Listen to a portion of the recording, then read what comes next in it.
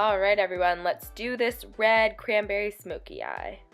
I'm starting off by first using a green color correcting primer on my acne scars because they are very red and dark and I like to try to help cover them up. Then I'm using my Makeup Forever HD liquid foundation, and this color is really good for me right now because I'm kind of in between. I'm still self-tanned, but it's wearing off, so this is a good in-between shade of my pale color and my tan color. Then I'm going in with my NARS Radiant Creamy Concealer in the shade Custard, and this stuff is super great for high coverage concealing, like all of my acne spots. Then I'm going in with my Naked Weightless Concealer, and I am using two shades, one to cover my dark circles and one to brighten. And then I keep using my Damp Beauty Blender to press it in.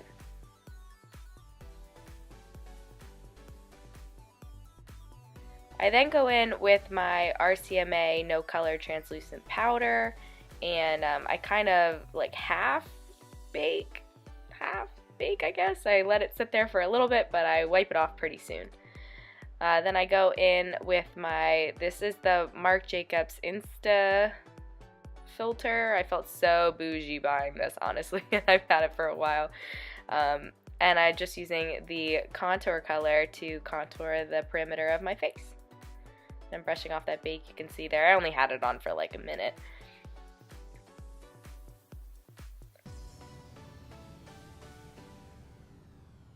And I also like to use that contour color, and I put it under my lip to make it more pouty, and on the tip of my nose because I feel like my nose, sometimes I like to make it look a little shorter in photos.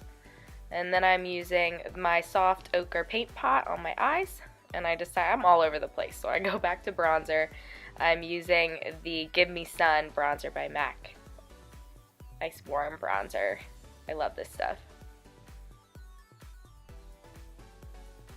And then I'm going to my eyes, and you can tell all of a sudden I have eyebrows. I use my Benefit Ka-Brow. And I'm going in with Makeup Geek Peach Smoothie as my transition shade. You really can't beat this transition shade when it comes to a warm eye makeup look. And I'm just going to be blending a lot. And today I'm using the Modern Renaissance eyeshadow palette by Anastasia. Everyone is super familiar with this. And I am first going in with the orange color. I think it's burnt orange, I want to say.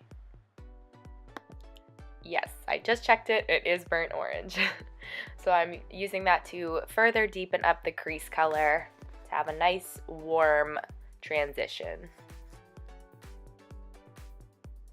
I am then going in with the color Red Ochre, and I am using that to further intensify the crease and the outer corner to make it kind of blend from an orange to a red color.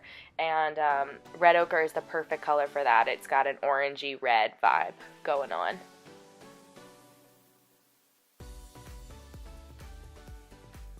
I'm going to blend for a decade. And then I go in with the lid color, and the lid color is my favorite. It is this beautiful color called Venetian Red. I use that, or sometimes I use Love Letter, and I go back and forth between the two. One just has a tiny bit of a shimmer to it, the other one doesn't. But I go in. The only problem with the red color is that I know red eyeshadows can be kind of hard to blend. You see me struggle with it a little bit. It can be kind of patchy. It's super pigmented, but it can be hard to blend out a little bit, so you got to work pretty hard at it. But as I blend it out, I'm going to smoke it up into the crease so that it blends in with that red ochre color, and we kind of have like a sunset thing going on.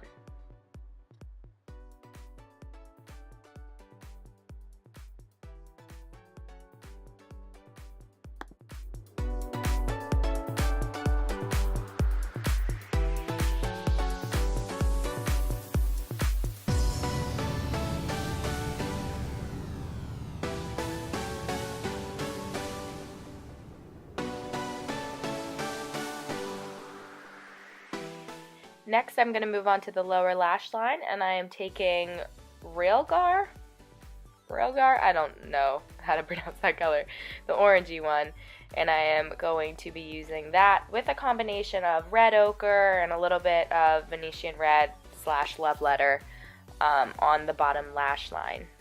Just to same colors we used, plus Real Gar, smoked out on the bottom lash line. And then I take a blending brush and I just blend it out further. You want it to be really smoky looking. And then I'm going to do some brow bone highlighting, and I'm using the color Tempera. Perfect for brow bone highlight, it's just lovely.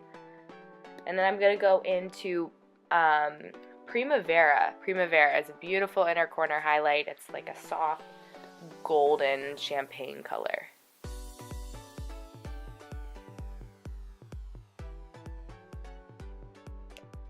And then finally I'm going on to Cypress Umber, and I am using that with a flat angled brush and using that kind of to line my upper lash line to make my eyelashes look thicker.